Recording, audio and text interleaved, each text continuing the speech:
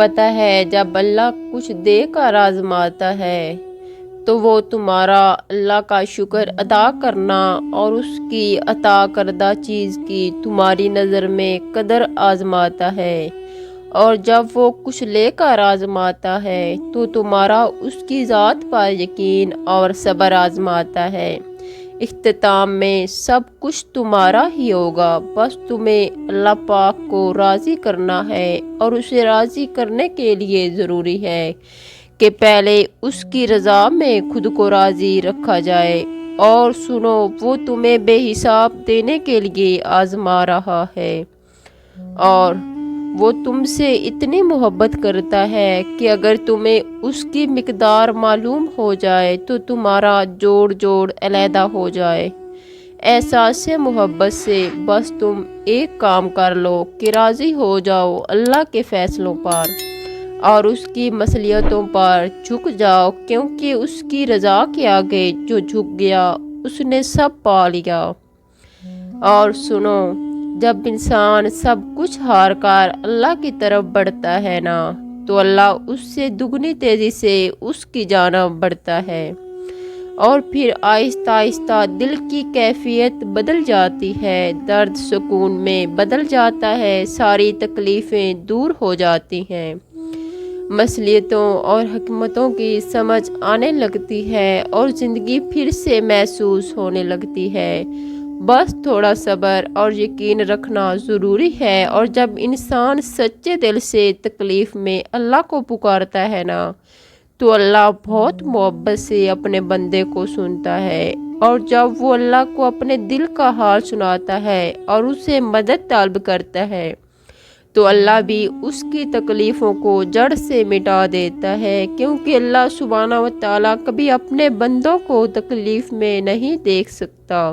اور دیکھو، بدترین سے نہیں گزرو گے تو بہترین کی چاہ کہاں سے آئے گی؟ تم میں اگر یہ مشکلات نہیں آئیں گی تمہاری زندگی میں، تم تو اللہ کو بھول جاؤ گے۔ یہ مشکلات اور تکلیفیں تمہیں اللہ کے قریب کرتی ہیں، تمہیں یہ یاد دلاتی ہیں کہ اللہ کے سوا کوئی نہیں جو تمہارا غم دور کرے اور خوشیاں عطا کرے۔ اپنی زندگی میں اگر سکون چاہتے ہو تو شکوں کی جگہ شکر کو دو، اور تمہارے حصے کا خوبصورت آسمان ایک روز تمہیں نصیب ہوگا۔ اس پر تمہاری دعاؤں پر اس کا کن 7 رنگوں کا وہ منظر بنا دے گا۔ مشکلات اور تکلیفیں بھول جاؤ گے۔ اللہ تعالیٰ کی طاقتوں کو کبھی کم مت سمجھو، وہ اگر مہینوں کو سالوں میں بدل سکتا ہے تو وہ قبولیت کی لمبی مسافتوں کو لمحوں میں بھی بدل سکتا ہے۔ اور اگر انتظار کرنا مشکل لگ رہا ہے نا، تو اس انتظار کے بعد جو آج تمہارے لیے لکھا گیا ہے وہ تمہاری زندگی بدل دے گا۔ بس ہر چاہ سمیت خود کو اللہ کے سپرد کر دو، اور پھر دیکھنا وہ تمہیں کیسے ہر غم سے آزاد کر دے گا۔ وہ چاہتا ہے کہ تم مانگتے رہو مجھ سے، یہ ہرگز نہیں کہ ایک چیز کے نہ ملنے پر مایوس ہو جاؤ۔ زندگی سے وہ کچھ دروازے بند کر کے ہی اپنی رحمت کے دروازے کھولتا ہے تم پر۔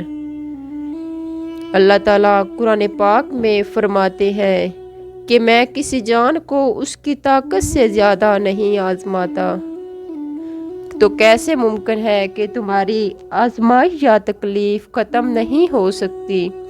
اگر ایک آزمائش اور تکلیف کے بعد دوسری آزمائش آ رہی ہو تو جان لو کہ اللہ تمہیں اپنے قریب کرنا چاہتا ہے، تمہیں اپنی محبت اور رحمت سے نوازنا چاہتا ہے۔ وہ تب تک آزمائے گا جب تک تم مکمل اس کی محبت سے سرخرو نہیں ہو جاتے۔ قرآن کہتا ہے تمہارا رب تم پر اپنی رحمت کا دامن وسیع کرے گا اور تمہارے کام کے لیے سر و سامان مہیا کرے گا۔ تم دیکھنا ایک دن وہ سب تمہارے پاس ہوگا جسے پانے کی امید میں تم اتنی دعائیں کرتے ہو۔ सारा दिन सब्र करते हो, रातों को उठकर तहज्जुद पढ़ते हो, अल्लाह ताला तुम्हें वो सब कुछ देगा जिसकी तुम तमन्ना करते हो। तुम्हारा इंतज़ार अल्लाह ज़ाया नहीं करेगा। एक दिन वो सब कुछ अता करेगा जिसकी तुमने अपने रब से फरियाद की है।